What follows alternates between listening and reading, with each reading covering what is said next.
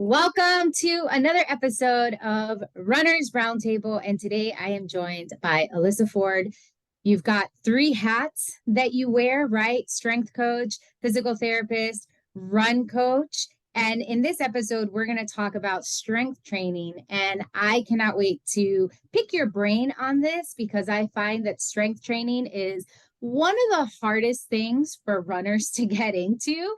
And yet it's one of the most important things for us to do so that we can have longevity in the sport.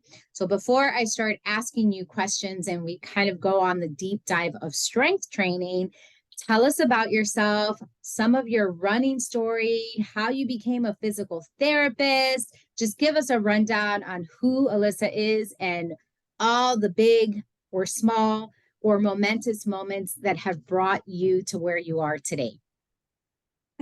Awesome. Well, thank you so much, first of all, for having me here, Stephanie. I'm really excited and honored to be joining you on this podcast. And I appreciate your kind words and that introduction. A little bit about me, like you mentioned, I'm a physical therapist. I'm also a running coach and a strength coach. I own my own business called Resilient Running, where I offer virtual rehab, performance, and strength coaching services for runners of all levels. And I really love it. I feel very fortunate and grateful that I've been able to create a career out of something that I'm so passionate about and that I really love to do. So a little bit about my journey with running. I started running when I was pretty young, probably around middle school age. My mom was a runner, or is a runner still, and I really kind of looked up to her. And so her and I would run together sometimes, but it was always something for me that I kind of did on the side. I played sports growing up, so running was something that I kind of did, once in a while for fun, as like an outlet, a stress relief. My parents had this like 3-mile loop by their house, so that would be my go-to route. So I pretty much only ran 3 miles here and there. That was about the extent of my running experience. I hopped into a couple 5Ks here and there, but nothing really more substantial than that. And then kind of the same thing through college. And then after college is when I really kind of turned more to running. I kind of stepped away from playing sports competitively and really just missed that feeling of being an athlete and having something to challenge myself and train for. So I decided to sign up for my first half marathon, and I had absolutely no idea what I was doing. I downloaded some training plan from the internet and just, kind of followed that. And that was it. So then the race rolled around and, I was feeling pretty good going into it. Meanwhile, I knew absolutely nothing about like pacing or fueling or, these kind of things that now we know are pretty important. So I somehow got through that race still and finished it feeling like, wow, that was so hard. I never want to do that again. So that was my intro into distance running. And then after I had some time to kind of process my experience, I kind of, thought about it a little bit more and was like, you know what, I'm sure there's got to be a better way to do this than what the route that I took. So that kind of started my deep dive and my interest into learning more about running and about training and about strength training and just all the different elements that kind of go into structuring a good training program. And then I continued to run and train and race through PT school. So kind of just continued to develop my knowledge about the human body and injuries and how to treat them. And while I was doing that, kind of continuing my own journey and interest in, talking to people that were really involved in the strength training world and seeing what I could learn about them and doing my own research, getting involved in the running community. So kind of just doing everything that I could to learn as much as possible because I really, kind of fell in love with the sport and wanted to learn as much as I could about it. So that kind of brings me to now. I'm still training and racing myself. And again, I'm lucky enough to have been able to create a career out of something that I really love, and am able to give back and help other runners as well. How did you come up with the name Resilient Running for your business? Oh, that is a good question. Thank you for asking that. I really love the word resilient. And I really like what it kind of represents and what it means. And I think there's kind of different layers to it. What kind of initially got me to, or had me gravitate towards the word resilient, is that a lot of the runners that I work with that have dealt with injuries or overcoming injuries have had kind of negative experiences in the medical, with medical practitioners that have kind of left them feeling like fragile or broken, or like all these kind of negative, like horrible feelings. And I was like, that isn't how healthcare should be. And I wanted to pick a word that was powerful and kind of the opposite of all of that.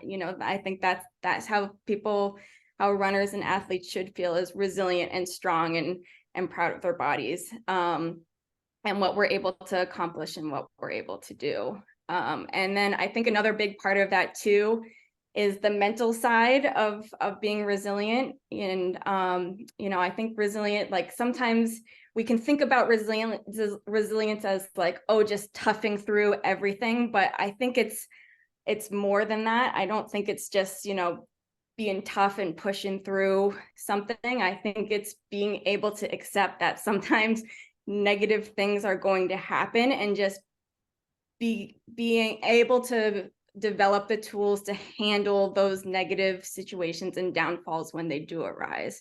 So it's not just this tough, keep pushing through, everything's fine no matter what. It's accepting that, okay, sometimes bad things are going to happen, failures are going to happen, setbacks are going to happen, and that's okay. And we take it in stride and we look at it at the full picture. And that is what I think of as like the true definition of resilience. Yeah, I love that, especially because as runners, and I see this all the time, I love running, but wow, can it break my heart sometimes, right? When you have that goal, the PR goal, or even I feel like my heart gets broken when I'm in a stretch of bad running, like quote unquote bad running, where it's like, I've lost my rhythm. I really can't get into it, where the workouts, nothing feels like it's working well, or like, and I love that definition, because I find that sometimes I feel like maybe even just globally, right? Like over the past few years, we've talked about being resilient as a society. And it's like, yeah, resilience, but people aren't processing what's happening. And I think a part of being resilient is processing, okay, this workout didn't work out and that sucks, but one workout doesn't define me as a runner. I'm just going to keep on showing up. That race where I've trained, I always give the marathon as an example as well, because it's such a big distance, but it's like a marathon where you've trained 4 to 6 months of your life, and then race day, it's a total crapshoot. That's resilience, is recognizing that it wasn't my day, but the training didn't go to waste. The work continues. So I absolutely love that you focus on the resilience, not only physically, but also the mental process of resilience, because oftentimes I find that, again, sometimes us runners, we can get so heartbroken by the sport. And instead of kind of stepping back and taking a look at, okay, what worked, what didn't work, what can I learn from this, what can I not learn from this, we just keep forging ahead. And it's like, no, but take a moment, like pause, give yourself the opportunity to see where you are resilient and what you have learned. So again, I'm just like gushing, because I'm like, I absolutely love those definitions, because being a runner is so much more than just the physical act of running. There's this whole mental component that goes to it. Okay. Absolutely. So we're going to talk about strength training, and I'm just curious, in your experience and to your definition, what is strength training? And is strength training the same as cross training? Yeah, great question to kind of kick things off here, because I feel like that, it's helpful to make sure that we're all kind of on the same page about what exactly we're talking about. So strength training, kind of just a broad definition of what strength training is. So strength training, you can also call it resistance training, is simply just the performance of physical exercises that are designed to improve strength. And this is done by contracting your muscles against an outside resistance.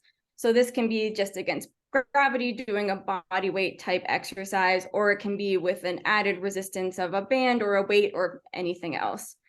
So that's kind of the broad definition of strength. But again, that's a pretty broad term, and there's a lot of different types of strength that can kind of fall under that umbrella. So the type of strength that we are going to spend the most time talking about today, because it's the most applicable to runners specifically, is heavy resistance training. So heavy resistance training is lifting heavier or challenging loads for low reps. And the way, so talking about kind of strength training and cross training together, I'm glad that you asked that as kind of like a combined question, because there is some overlap. Technically, strength training can be considered a form of cross training because it's something that we're doing outside of our main activity, which is running, to help supplement or improve our performance in our main sport still. So technically, strength training is a form of cross training, but our goal or our purpose of strength training is different than it is with other forms of cross training. So with other forms of cross training, you can think of biking or swimming or running on the elliptical. The purpose of those activities is to stress our body or our system in the same way as running. So we're still working our cardiovascular system. We're still working that aerobic system by doing those activities. But the purpose of those forms of cross training is to stress that system in a way that's less impact through our body than running. So still kind of focused on the same outcome, just a different avenue of getting there. Strength training, the focus is a little bit different. So we're not really focused on stressing the cardiovascular system. We're more focusing on building strength in the muscles and the tissues. Okay, so just for clarification, just so I make sure I understood it, so everybody else understands it too. So strength training, we're focusing on building our muscles, right? Strong muscles. Whereas cross training, it's still using, or it's the focus is on the cardiovascular system. So our aerobic system, like running, just not as hard on the joints as running. Yeah? Exactly. Absolutely. Okay, cool. I'm like, let me just make sure I understand it. Okay, so when it comes to strength training, because I've heard this often, and I feel like I have my issues with Instagram and social media because there's so much information out there that it can be really confusing. But one of the things that I've been seeing a lot of, which I don't feel, at least when I started running in 2012. I was younger. I didn't do any strength training. I had no clue what I was doing. I was just out there running, doing all the miles. Like I didn't even know to stretch afterwards. Like it was just like, run, I'm done. Now I know the importance of strength, but what I'm realizing or what I'm seeing more of is an emphasis on what you said, heavy load, low reps. Why do we want to train that way versus I feel like again, when I was younger, I would hear it, oh, if you want to tone your muscles, you're doing lighter weight, high rep. So what's the difference between heavy load, low rep versus lighter load, high rep on the body? Yeah, and that's a great question. And I'm really glad that you're bringing that up, because I do feel like, there has been a shift in kind of what we're seeing on social media as far as what is being put out there as far as strength training for runners. And I'm glad to see that there was more of this emphasis on heavy resistance training compared to what previously was more common to see these kind of like lighter load, higher reps type training. And I think the reason why runners tend to kind of like gravitate towards that type of training initially, or, you know, why that was such a popular thing for a long time, is because of the idea of like, oh, running is an endurance sport, so I need to train my muscles in a way that is more these endurance type reps. You know, those lighter loads and doing it for tons and tons of reps. But and I think another aspect of that is that runners are worried about doing anything. There's kind of this fear that comes along with a foreign thing like strength training, of doing something that's going to in some way impact or interfere with their running training. So they're worried about putting on too much muscle, or from getting too sore from their strength workouts in a way that it's going to end up interfering with their running, which is the main focus. But I'm glad that this shift is happening, because even though I understand where that mindset you know, comes from, it's just simply not true, and it's actually kind of the opposite of what you would think. So training in those lower loads and higher reps, that higher volume style training actually can tend to leave you more sore. And just isn't as effective for training the qualities that we're looking for strength training for runners. So that heavy, slow resistance training is just more effective for truly building the strength and building the capacity of the areas that we want to load and be strong, the areas that accept a lot of load or have to accept a lot of load when we're running. Why is it important for the muscles to be able to accept a lot of load? Because that, again, like, I'm thinking of myself before I started strength training, and I'll kind of go into why I started strength training more in a little bit. But why is it important? Yeah, why is it important for us to strength train in general? Because I hear what you're saying, and I've heard that before, where the lower reps was to build endurance in the muscles. So why is it, why should we, right? Like, if I'm coming to you, and we'll just give the next series of questions, is let's pretend I'm your athlete and I'm coming Perfect. to you, and you're saying, coach, you're saying, Steph, you've got to do strength work. And I say, why? Like, how is this going to benefit me? Yeah, no, and that's a great question. And you're talking about like the amount of load that we have to accept through our bodies when we're running is pretty significant. And when you look at the types of injuries that are common in runners, a lot of times it's these kind of like lower extremity injuries, right? There's a lot of injuries in the foot, ankle area. There's a lot of Achilles like tendinopathy. There's a lot of you know, stress fractures, like foot stress fractures. There's a lot of shin splints. There's a lot of IT band. There's a lot of just knee pain. Kind of these, you know, the majority of the issues that runners experience are these lower extremity injuries. And so the part of the reason for that, and again, injuries are complex, and there's a lot of things that can lead to developing an injury, but our body, and especially those areas of our body, have to absorb a lot of load when it comes to running. So like multiples of our body weight are being absorbed by our joints and our muscles and everything. So by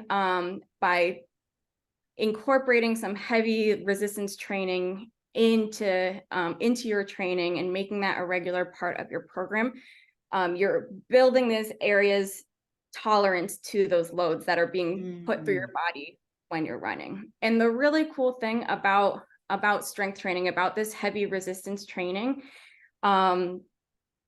is that it doesn't just improve your muscles in the area. It really helps improve the capacity of all of the tissues that are being loaded. So yes, it of course improves the strength of your muscles, but it also improves the strength of your bones. It improves the elasticity of your tendons so that they're springier and absorb and release energy more effectively. It improves the health of your cartilage. So it's just, the benefits from it are, there's so many different benefits from it that affect kind of everything that you're loading through strength training there. So would you say that the stronger the muscles, potentially the lighter I would feel when I run? You could say that. I would. No, I know. I feel like that's like it depends, because there are days where I'm like, I'm dragging and it sucks. But I was just curious if, stronger muscles leads to just feeling like a little more pep, because I think about it of what you just said about the load, right? Like when I'm running, that is my body weight crashing down and then like the floor reverberating back up through my legs. Exactly. And I'm like, but man, if I could squat my body weight, that's pretty cool. Like that's like a nice little balance there between what I can physically carry on my body in a controlled fashion versus the force that I put on my body when I run. So I'm like, I'm wondering if I strength train, does that help me feel lighter or like springier when I'm running? Yeah, absolutely. And there's actually a lot of research supporting the benefits of resistance training for improving performance for runners, for distance runners, and in a few different ways. So I don't know if it's kind of hard to say if you'll feel the difference necessarily, but there's the numbers and the data and the research to kind of support that. So it's been shown that incorporating resistance training kind of helps performance in a lot of different ways, which is cool. So it can help delay fatigue, which is great, right? It's always nice to be able to run without feeling tired. Delays fatigue. It actually helps you have a higher capacity for force production, which means that you're able to run faster. And it helps your running economy, which just means that you have a decreased perceived effort at a given pace. It's also been shown that runners are more efficient when they have strength training as part of their regular routine, and that it improves their max sprint speed. So that it's been shown to be the most beneficial, or like where the benefits of strength training most show when it comes to performance is having that final kick or that final boost at the end of the race, where a lot of people tend to be really, really, really tired at that point. So having something that can kind of set you apart and give you that last little boost at the end of the race, like that just sounds great, right? Like who wouldn't want to do that? Oh, absolutely. Absolutely. So it's because I was going to ask you, why are strong muscles important for endurance? And you just answered that, right? Like all these things of it delays fatigue, which for those of us who like to run for a long time, that's great. I'd rather feel, fatigue if I'm in a marathon. I'd rather feel that fatigue at mile 20 where I'm kind of expecting it, versus I've had some races where it's like mile 15 and I'm like, oh, I'm done. I don't want to do anymore. So I love that the running faster part. It's stronger muscles. Okay. So I'm stepping back into, I'm the athlete again. All right, coach, I hear what you're saying about lower body and all of that. Do I need to work out my upper body? Do I need to focus on strength training for the upper body? Yeah. And I'm glad that you're bringing that up. And I would say that in a perfect world, I would love for everybody, all of my runners to do upper body strength training as well. But I think it really kind of depends on the individual person, and their schedule and their time and what they're able to devote to strength training. If running is their main sport and strength training is just something that they're adding in to kind of supplement what they're doing with running, but their time is super, super limited, then I would say that upper body strengthening isn't as much of a priority. Let's just focus on getting the areas strong that you need to load when you're running, and keep it short and sweet. You know, if you have a little extra time, or you know, things lighten up in your schedule, or it's more of an off season and, you know, we can focus a little bit more on strength training, then we'll add more upper body in there. So I do think that there is a benefit to upper body strengthening for runners, because we're, you know, you're training to be strong, just like for life too, not just for strength training. Right? So, you know, being able to lift a heavy box when you're moving or whatever, that's, you know, it's an important thing to have, and it can be beneficial to your running as well. Not as crucial as the areas that are having to tolerate and absorb as much load. But you think about when you're running, when you really start to fatigue, how like sometimes your posture kind of goes to garbage and your shoulders rounded and all of that. So having that area nice and strong and being able to keep that upright posture while you're running is an important part too. But again, it kind of depends on the individual person, what their time allowances are, what their goals are. So we'll kind of talk about all that stuff and then leave it up to them what they think is important and what they really care about as far as what they're trying to achieve with their strength training. All right, coach. I hear what you're saying. The benefits of strength training, resistance training sounds really nice, but I don't want to get bulky. Yes. The amount of times that I hear this. Great. Great. Yeah, so when it comes to getting bulky from strength training, I feel like I've opened a can of worms right now. And it's funny. And it's funny because this morning, so, you know, for people when they listen to this, kind of understanding where we are in time, I'm on the west coast of Florida, and my daughters and I have joined the Y where we're at. So we've been going to the gym. Awesome. And my oldest daughter, she mentioned how there was a lot of men in the gym, and like you don't really see a lot of women. And I'm like, yeah, it's because historically women don't do weight training because they're afraid of getting bulky. And she's like, why is that? I'm like, that's a great question. So it's very timely here because I've heard it too. And now I'm curious as to what your response is when people tell you that, or they raise that as a concern for themselves and in their approach to training. Yeah. And I love that you're having this conversation with your daughters already. Like, I'm glad that this is being talked about and discussed more, because it is still something that is a concern for a lot of athletes and runners and women in particular, you know, that have this concern when they are starting a strength training regimen. And again, that kind of ties into what we were talking about earlier about those kind of lighter loads and higher reps. I think that you know, part of the reason that people gravitated towards that form of exercise was this concern of getting bulky or putting on too much muscle when it comes to strength training. But when we're talking about runners specifically, the way that running or the way that strength training will be incorporated into your running routine, running is still going to be the majority of the training that you're doing. Like 80% of your training is still going to be running.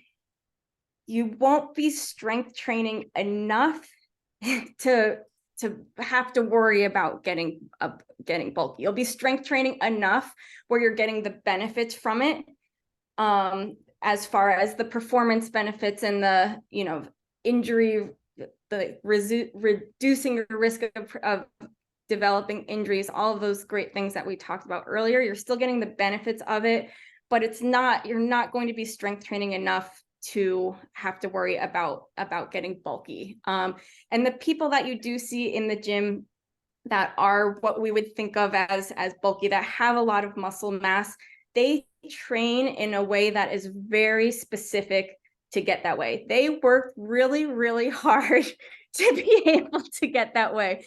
They train very specifically for their goals of putting on muscle. They eat in a way that supports their goals of putting on that type of muscle. So if you see somebody in the gym that looks like they, that just looks super strong and muscular, they worked really, really hard and trained very, very intentionally to get there. Runner is not going to accidentally end up being able to look like that. So that's great. You're like, as a runner, it's not going to happen by accident. And I love that, because I think maybe the way people can understand it, right? Like that person in the gym that is bulky or is big and looks really strong, they're not necessarily out there running all the miles that you are running, right? So like their body isn't conditioned for that particular movement. So I find it so funny when people bring that up. And that was something, as I heard you speak, that was something that I told my daughters. I'm like, there's like a whole nutrition piece to it that people seem to forget about when they're talking about all of this, where I'm like, hi, remember, you got to eat a certain way in order to like facilitate muscle growth in that way. So I find it, again, really fascinating that that's even a viewpoint that people have had, that it was so, I guess, within the culture of strength training, that if you lift too much, too heavy, that you're going to get bulky. But what you're saying is you have to train specifically for that, just like us runners train specifically for certain distances or for certain time goals. Okay. Exactly. It's all about the specificity of training. There you go. All right, Coach. I hear you. I hear what you're saying. I like that I'm not going to get bulky. I'm kind of buying into this, but I don't like the idea. Yeah. I don't like the idea of feeling sore from my strength workouts on my runs. Yeah. What do you say to that? So when it comes to, I'm loving this right now. I love how you're like trying to prepare. You're like, okay. I just get the feeling that you've responded to this question so many times in your life that you're like, all right, take a breath. Go ahead. Let's hear it. And I'm so glad that we're talking about this and having this conversation, because I do feel like these are like a lot of runners, when it comes to strength training, do share the same common concerns. So it is important to talk about this. And when it comes to feeling sore in your training, so I think of one of the main pieces, or why a lot of runners experience or are worried about strength training interfering or feeling super sore when they're running, is because they're not doing the right type of strength training. They're still kind of gravitating towards what we were talking about earlier. Oh my gosh, I'm sorry, my dog is squeaking his toy. Jax. But they gravitate towards that more kind of lower loads, higher reps, high volume, or even these kind of more like circuit training style workouts where you're doing a lot of jumping and moving around, and there's no rest periods, and it's kind of just like go, go, go the entire time. And you finish a workout like that feeling kind of sweaty and exhausted, but that doesn't necessarily mean that it was the most effective type of workout to support the goals that you're working towards. And that sort of workout, those sort of like high volume, low load workouts, are going to leave you feeling more sore than the heavy resistance training that we've been talking about. So where this soreness comes from, is any time that you introduce something new, then your body needs to adapt to that. So whatever it is, your body needs an adjustment period to a new stimulus. So that's another thing that I've seen with the runners that I've talked to with strength training, is that they'll just kind of randomly pick different workouts and kind of follow those. So if you're constantly bombarding your body with brand new exercises, you're going to be sore constantly because it doesn't give your body time to adjust. So when it comes to strength training in a way that is supportive of running, the heavy resistance training is the way to go. So and again, when it comes to heavy lifting, when you first start heavy lifting, if it's something that is brand new and you've never done before, you are going to be sore for the first couple weeks. But that's okay. It's a very short-term soreness. So, for my new runners that are brand new to the strength training, if you're just getting into strength training, you're going to be sore for a little bit. And that's okay.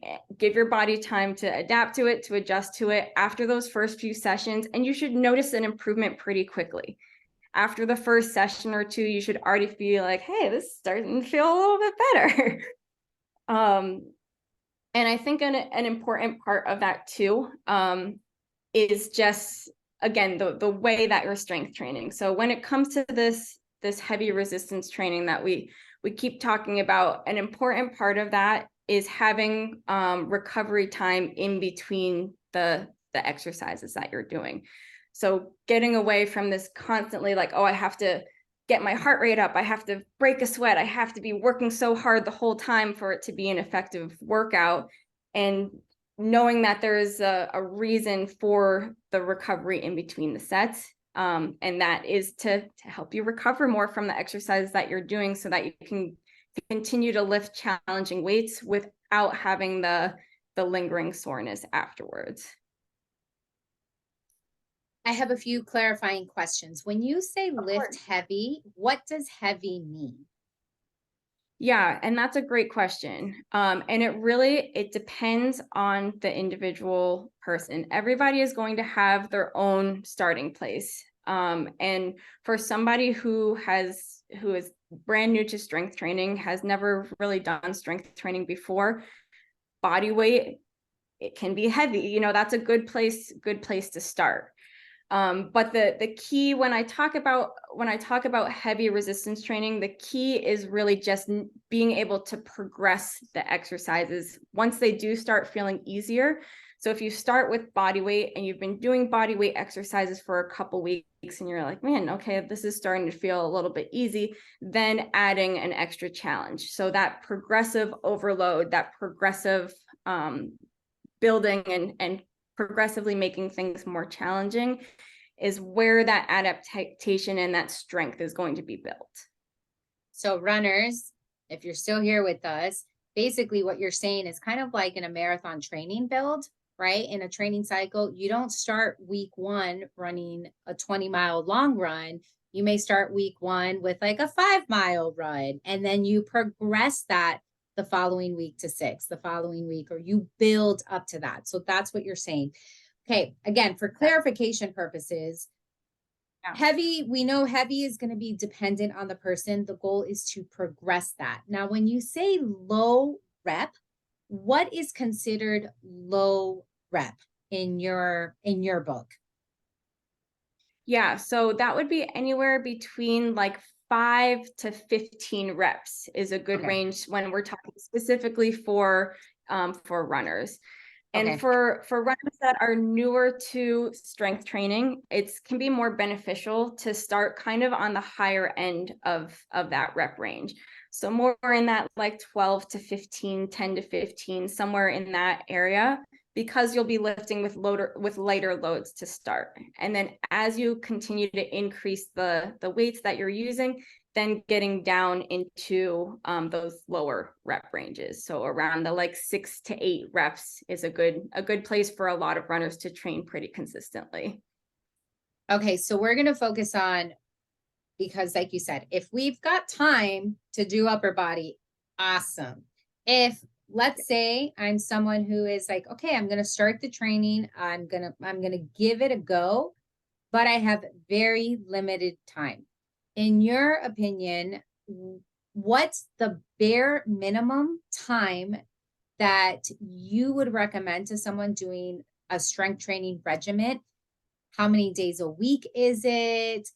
How long are the sessions? And what are some of the moves or some of the exercises that we should be focusing on doing? Yeah. Great question. And I think this is, again, I'm glad that we're talking about this, because I do think that for runners, time is often a concern. Everybody's really busy. They have a lot on their plates. The thought of having to fit something else in to their schedule can feel a little overwhelming. And I think that's a reason why a lot of runners don't do it. They're just, they feel like they don't have time to add it in. And then feeling like, oh, it's this new thing that I have to learn on top of it. It can feel a little overwhelming and intimidating. So one of my goals with us having this conversation is to make strength training not feel scary or intimidating. I want runners that are listening to this podcast to finish and be like, okay, like I feel like I have the tools I need to be able to start strength training tomorrow. So when it comes to fitting running into a busy running schedule, I would say twice a week is kind of the sweet spot for how often you want to be strength training. And we're talking kind of just broad general suggestions here. Again, that can kind of change depending on the specific runner and what season they're in as far as racing. If they have a race on the calendar, we can adjust things. If it's more of an off season, you might want to add an extra day. But most of my runners and are strength training twice a week, and that's a good kind of sweet spot. And the sessions don't have to be long. They don't have to be super time consuming. 20 to 30 minutes. 20 to 30 minutes twice a week. Not too bad. feels a lot more palatable, a lot more manageable. And then as far as exercise selection, and again, when it comes to this kind of like heavy resistance training that we've been talking about, it's more beneficial to just pick a handful of exercises and only focus on those select few exercises. So you don't need to be doing a million different exercises when it comes to your strength training. Pick 4 or 5 and stick with those consistently and progress them appropriately as they start getting easier. That right there is the key to effective strength training. One of my favorite quotes when it comes to strength training, this is one that I heard recently, was strength training should be simple, but it shouldn't be easy. So you're still good, right? So that is really good. The actual exercises that you're doing are simple, but it should still be challenging.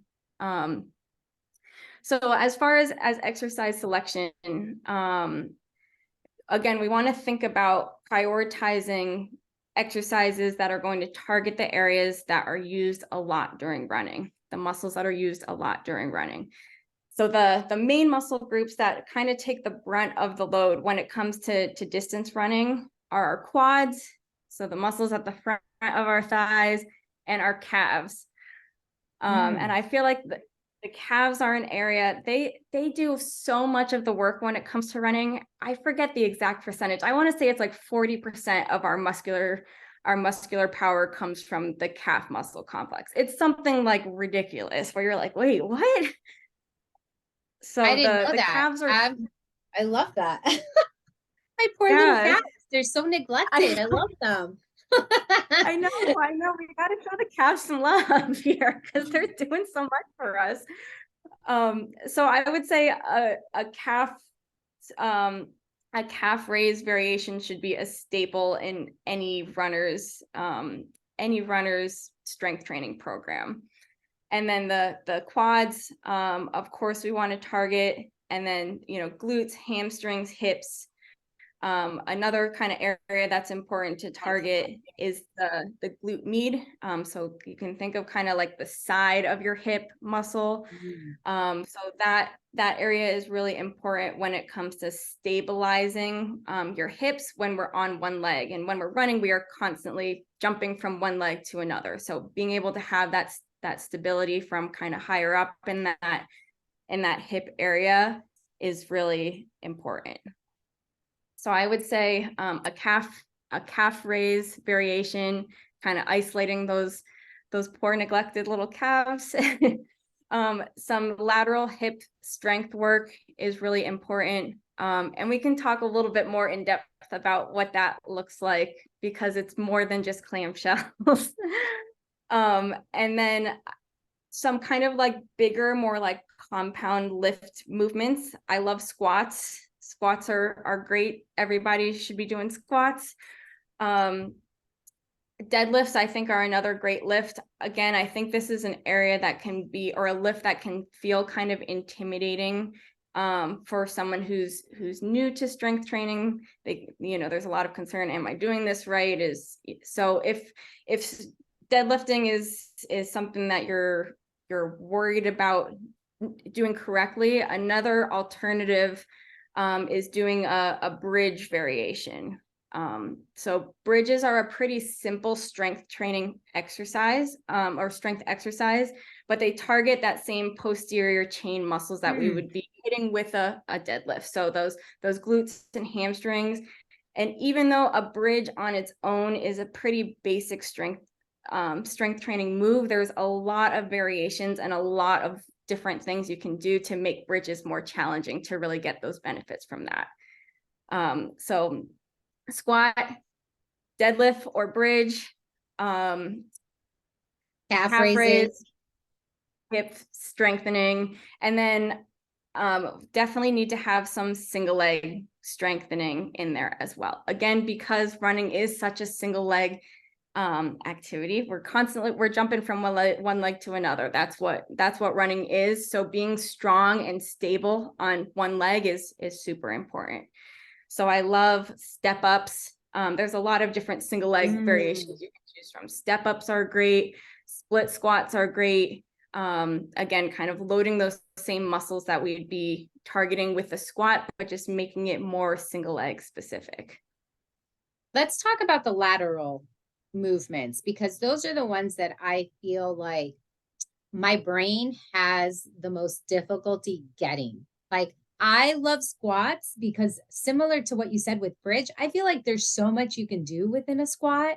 Like you can put the weights in the front, you can hold them down, you can toes out in, narrow stance, wider stance, goblet squat. Like, there's so much within a squat that you can really have a lot. And then, like, oh my gosh, I really like with squats, I go crazy because it's like, oh, and then we can do little pulses, and then we can just hold and like progress the hold there. Can I hold a heavier weight? So I love squats for that reason. But the one that my brain has the most difficulty with understanding is the lateral movement. So how can we target that?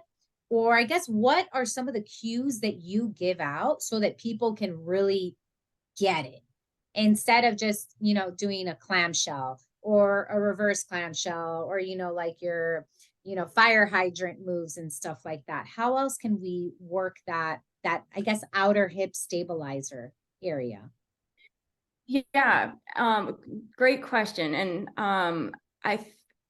I think an important thing to think about when we're talking about strengthening in this area is that you can think about strengthening it in a way that is similar to how that muscle is working when you're running. That would be like the ideal way to kind of target that muscle, right? So clamshells aren't necessarily, good or bad or whatever. You're laying on your side on the mat isn't that specific to, doesn't look very similar to what you're doing when you're running. So one of my favorite exercises to target this area, I just call them lateral heel taps or lateral toe taps. So you get like a resistance band and put it right above your knees. So kind of like around that lower thigh, and then setting up so that all of your weight is on one leg. And then you're tapping with your other foot kind of at a diagonal out and back. So the resistance band is recruiting that glute med on both sides. You'll feel it working hard on both hips when you're doing that. I'm feeling it now, just envisioning it. Me too. I'm like, oh yeah, that burns. Yeah. But that's a really good way to target both sides at the same time. And you're getting that additional kind of challenge of challenging that single leg stability at the same I was going to time. say, it's even that. I'm thinking of just, again, envisioning it in my body where it's like one foot stays planted the entire time. So you are working like having one foot on the floor, like directly. That's pretty cool. Okay, you had mentioned this earlier. So I just want to, for just clarification's sake, and because I do like that we're having this conversation, because for me, it's always important of if we're going to introduce something new, how do we make it accessible to people? So you said, depending on whether you're racing or not, maybe we add an extra day or not. So is there a difference, or should we be approaching strength training differently if we are in training mode versus base building off-season mode? That's part one. And then part two, does the strength training change depending on the distance that we're training for? So if I'm training for a marathon, does my strength training look the same as if I was training for a 5K? Yeah, no, great question. And let's talk about part one first. So kind of how strength training will change depending on what season of training you're in. So you can have strength train as part of your program year round. The best time to kind of make strength training more of a priority and focus on it, and okay, this is the season where I really want to focus on building my strength and getting strong, would be when a race is a little farther off on the calendar. So more during an off season or during like a base building phase, because this is, when you're kind of challenging the lifts that you're doing, you're kind of, pushing the weight a little bit, you might get a little bit sore. You're getting stronger, so that your body is getting these adaptations. So it's normal to feel a little bit sore and all of that. And you don't have to worry about it interfering with your training because there's nothing really crucial on the calendar. So that's a really good time to make strength training a priority, and just really focus on building that strength. And then once you have a solid foundation of strength, it's kind of similar to like base building for racing. Once you have a solid base built, then you can kind of, it's easier to build off of that base instead of starting from square one. So once you have this solid base of strength training build, it's a lot easier to maintain it than it is to make those initial gains with strength training. So as you get closer to a race, as you start getting more into this race specific training, it's okay to cut down your strength training a little bit more. If you're really having a hard time fitting it in, just go down to once a week. It's okay. Whatever you can do to still keep it in the mix, but it doesn't have to become as much as a priority.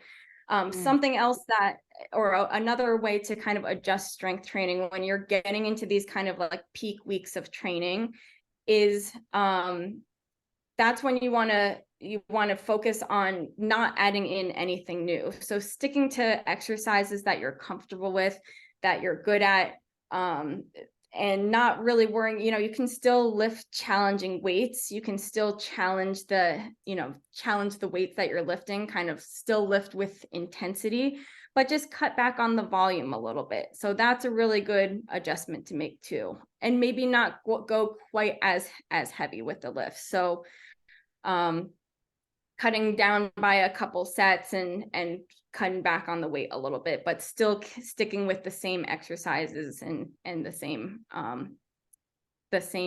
frequency of lifting throughout the week.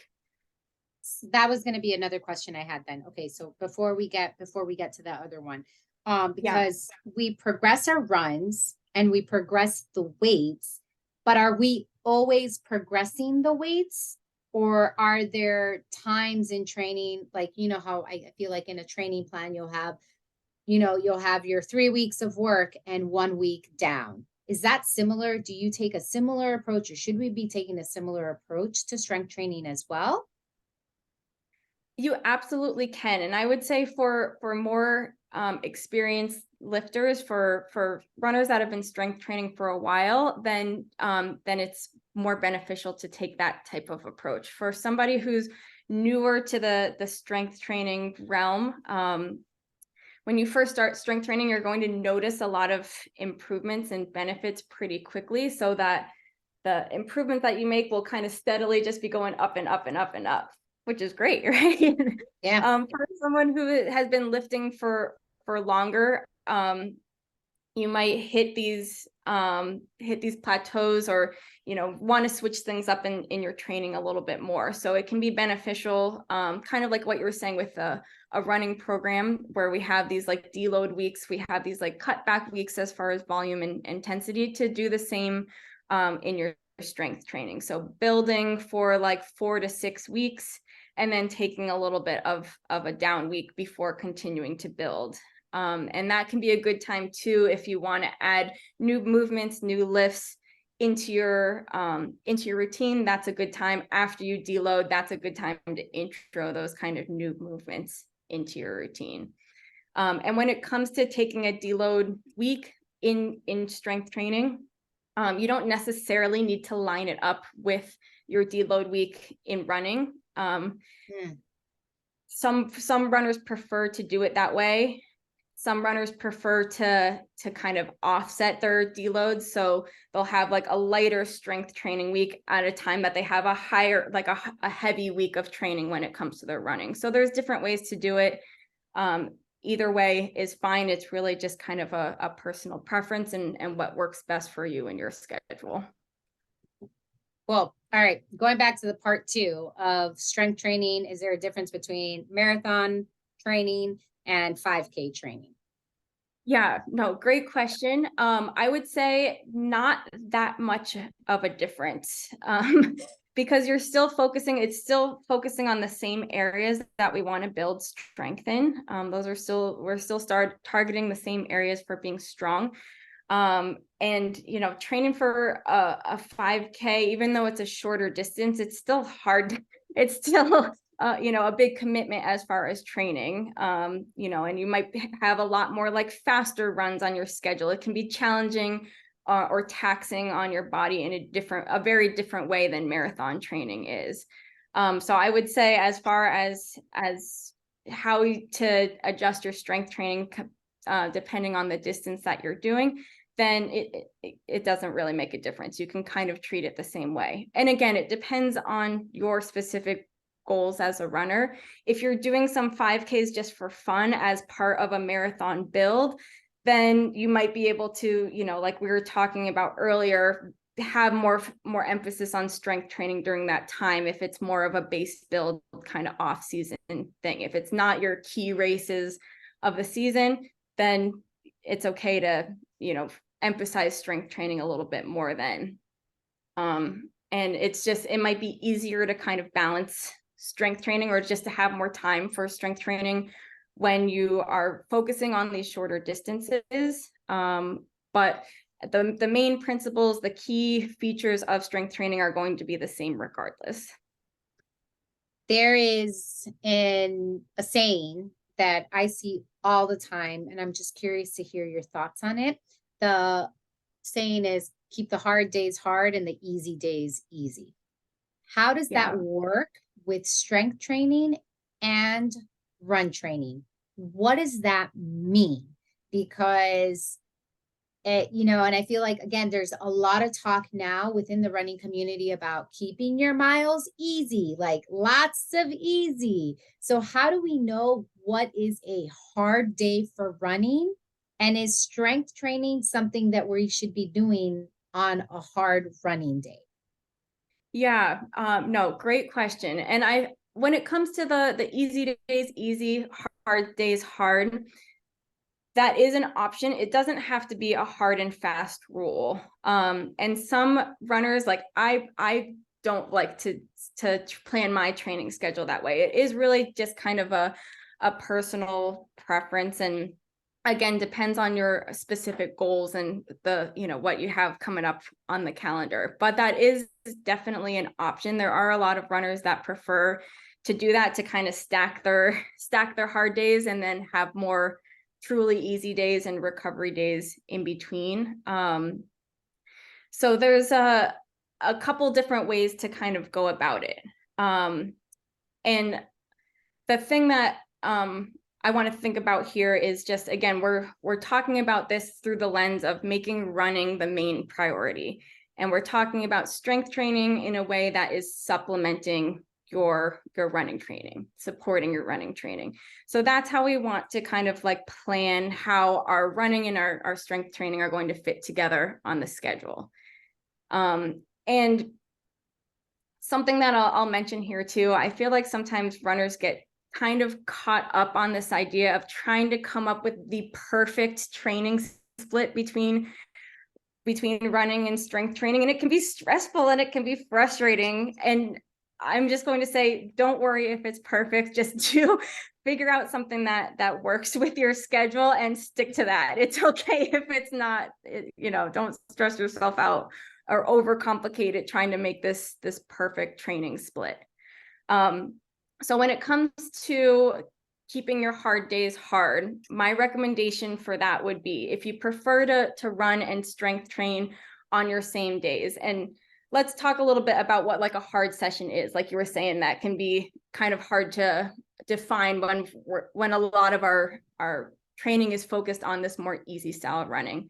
So we'll talk about a hard session of running as either being a long run or a workout during the week. So when you're doing some speed involved with your as part of your running. So when it comes to keeping your hard days hard, if that's how you want to plan your training schedule, do your run first. Do your run first thing in the day, and then give yourself some time in between before doing your strength session. So you want to leave about 3 or 4 hours in between before getting to your strength session. And in that time, it's really important to kind of focus on recovery, make sure you're getting some good fuel in, some good carbs, some good protein, all of that, kind of replenishing your body before hitting those weights later in the day. And again, we're talking about this from like a running focused approach. So you might feel a little bit sore during your strength training a little bit later, and that's okay. And that's because strength training is important, but running is our main priority here. And then if it's easier for your particular schedule to not keep your hard days hard, if you have an easier day of running planned, it's okay to do your strength training, and actually more beneficial to do your strength training immediately after your run, if you can fit it into your schedule that way. And then you're already kind of yeah, I love that. And I think what I'm loving the most about what you're saying, and I feel like it's just been such a theme throughout this conversation, where it's like, do what works for you. Like there doesn't have to be, you don't have to follow the hard days hard, easy days easy, if that's not what works with your schedule. Because you mentioned long run, right? And as someone who is in a marathon training, I'm like, there's no way in hell I'm going to do a strength training workout after a 20-mile run. No, like not going to happen. I'll lay on the couch for the rest of the day. Yeah, like no. So I love that, that kind of that if you do your speed workout or a track workout or some kind of tempo workout, whatever, do that in the morning, give yourself a few hours and then do speed. But I also really, really love that. Okay, well, on an easy day, do your easy run. And then right after, do that strength workout. Again, I just so appreciate that.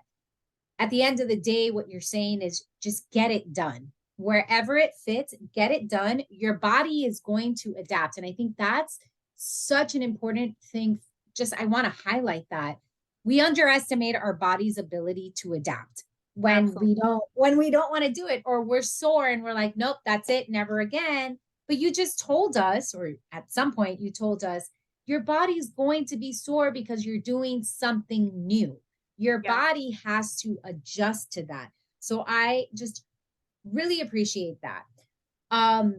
Okay, I have 2 more questions-ish for you. So I got into strength training One, because I realized I'm getting older and my body just doesn't recover. It doesn't bounce back as quickly.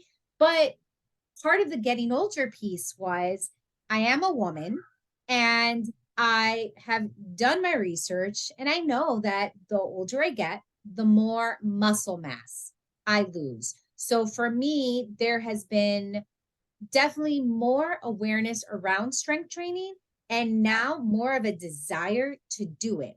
So, is there a difference in approach to strength training that you would give your run coaching clients if it was a man or a woman, or is it just like, y'all, this is what you do?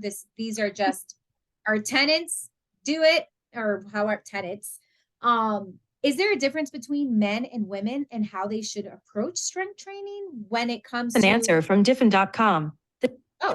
Oh, sorry. I don't know. My Siri was trying to answer that question for you.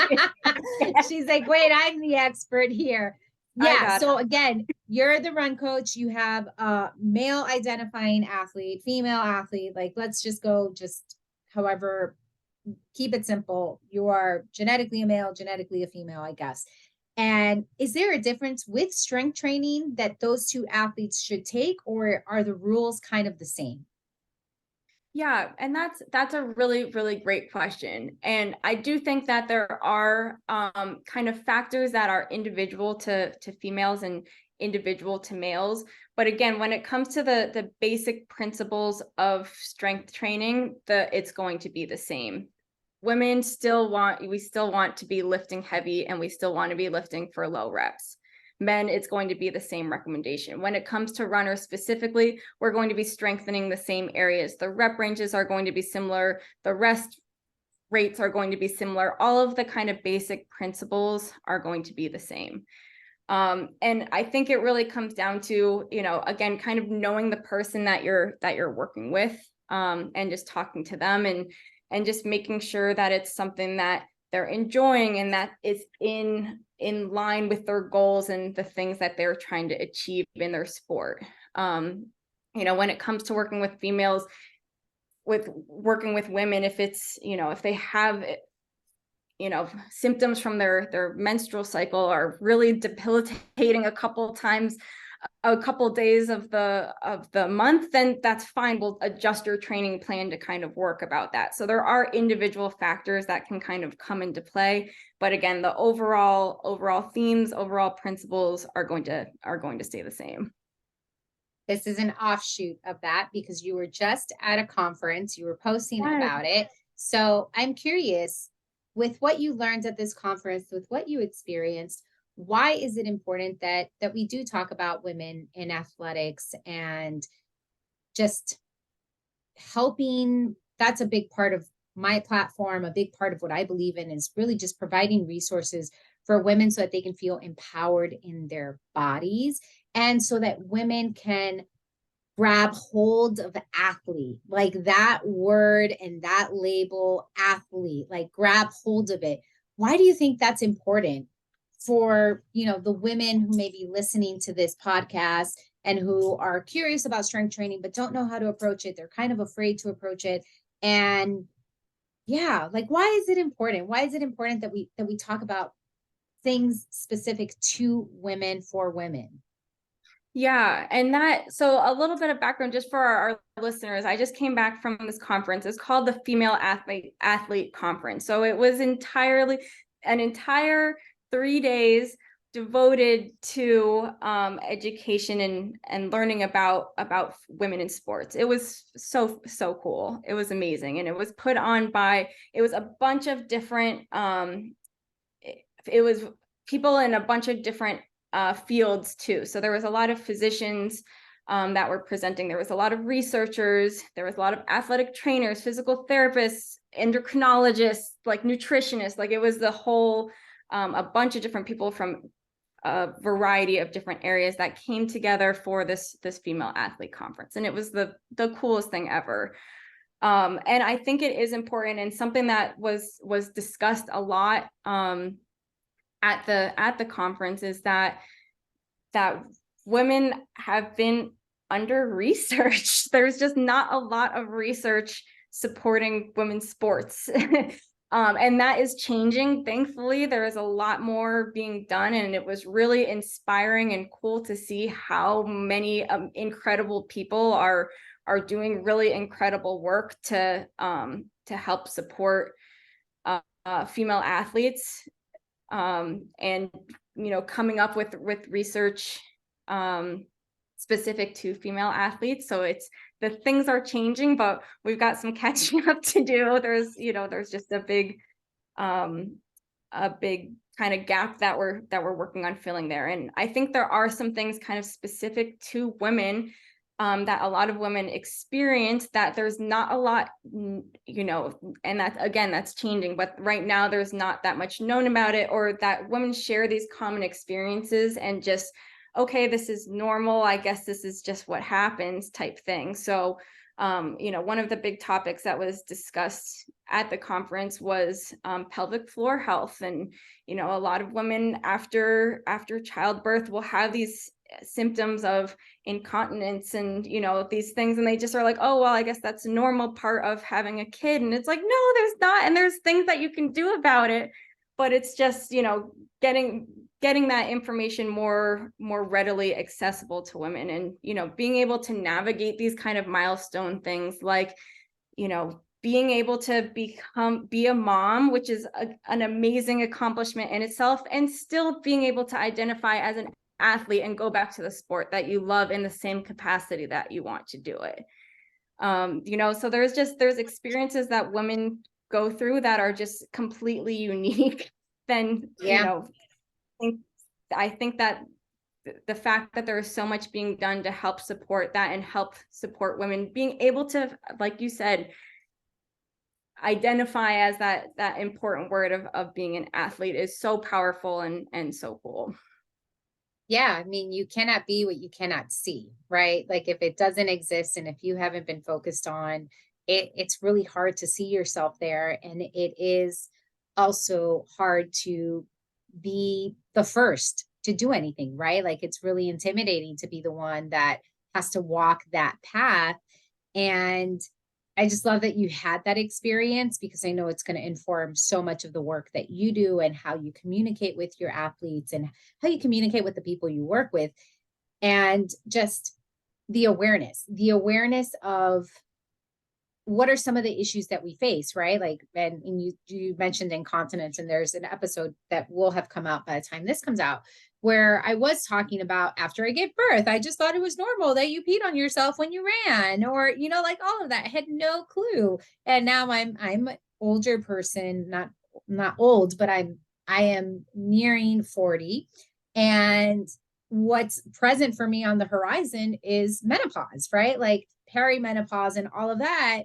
And I've had another conversation with that. So y'all, if you listen to this, you're going to be like, oh yes, I remember she listened to this. So go back and listen to those conversations. But for me, it's like at this phase of life, I'm looking forward into hormones shifting in a different way, right? Not so much in this beautiful, I'm a new mother and all these hormones are going through me, but more of, okay, what does it look like to be an athlete in her 40s? What will it look like to be an athlete in her 50s? And to think that so many, half of our society, we're in female bodies, or whatever the percentage is, and to have it still be that there's so much that's not known, or that there's so much that we're just like, oh, well, everyone goes through this, so I guess it's okay. Like, and it's like, no, it's not. Like, you don't have to suffer in silence, or you don't have to just like, that is not, to bring it full circle, that is not resilience, people. Resilience is not just going through it because everyone else is going through it. No. So yes. I love that you had that experience, and I'm really looking forward to see how that starts to shine through the work that you do.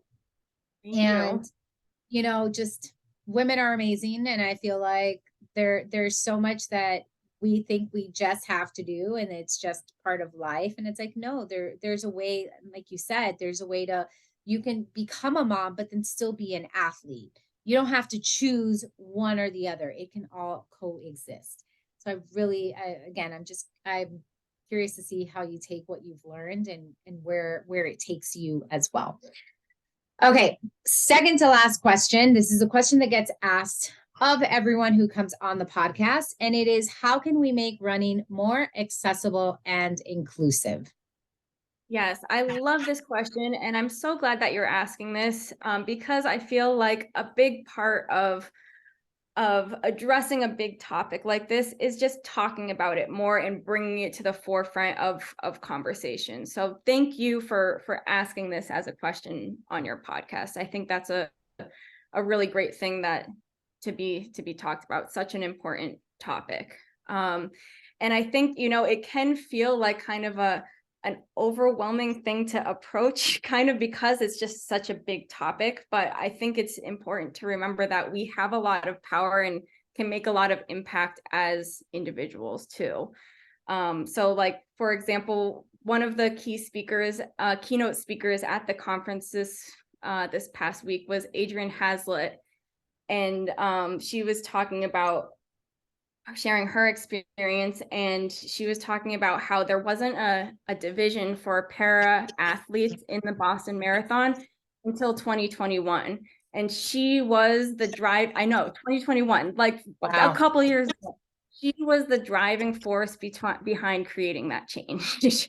So it's just like amazing when somebody, when there's a topic that's important to somebody, an individual can have a huge impact on the sport and on so many other people. So I think the first thing is, if you see an issue in the sport, be outspoken about it, talk about it, bring it up, because there are definitely other people that feel the same way as you do. So just being more vocal about it, being more outspoken about it. And then I think just kind of, like reflecting individually on what I can do personally to help with inclusivity and accessibility of the sport. I think as coaches, we do have kind of an impact on our immediate circle. So just being mindful of the way that I talk about running and being mindful of the material that I put out on social media, and just make sure it's supportive of this idea of celebrating running as a celebration of what our body can do, of it's this joyful kind of wonderful thing, and it should be available. There's a room for everybody in this sport, so anybody who wants to be a part of it should be able to be a part of it. So just making sure that my discussions with my athletes and my messaging on social media is consistent with that message. And then I think the final piece is, and this is the best way to get better at anything, right, is to talk to people who know more about it than we do. So, making an effort to connect with people who are activists in that realm, and learning as much as I can from them. Okay, this is what I'm doing now. What else can I be doing to help make our sport more inclusive? Yeah, there's a lot of listening that happens, and that's part of the reason I asked that question, is because maybe we don't necessarily feel empowered to do anything, but having the conversation is a start, right? And from that conversation, who knows what's going to ripple out, who knows what you might be inspired to do. And it does. It starts with a thought, and that thought then becomes an action. So thank you for highlighting that. Okay. Final question. And Okay. the final one, easiest one, is just, where can we connect more with you? And what do you have coming up that we can celebrate? Yeah, no, and thank you again so much for having me, Stephanie. This has been so much fun. If you want to connect with me and learn more, follow me on Instagram, alyssaford.dpt on the gram, or shoot me an email, alyssa@resilientrunningpt.com, or check out my website, resilientrunningpt.com. And then as far as things kind of up and coming, I'm in the midst of training for the New York Marathon in the fall, which I'm really excited about. I'm actually running it with my cousin, which is really cool. He's a New York native, like lives there, lives and breathes New York City. So I think running with him will be really an amazing experience. I'm accepting, I'm interested in working with new athletes. If anybody's looking for a coach or needs some help as far as as far as strength training, has more, if you have more questions that we didn't have a chance to discuss throughout the podcast, please reach out, ask me questions. But for any athletes who are struggling with an injury and navigating a return to run, or just, you know, looking for more the performance side of things or the strength training side of things, I'd love to connect. There you go. All right, y'all. Thanks for joining us in this episode. We'll see you soon. Bye. Thanks, Stephanie.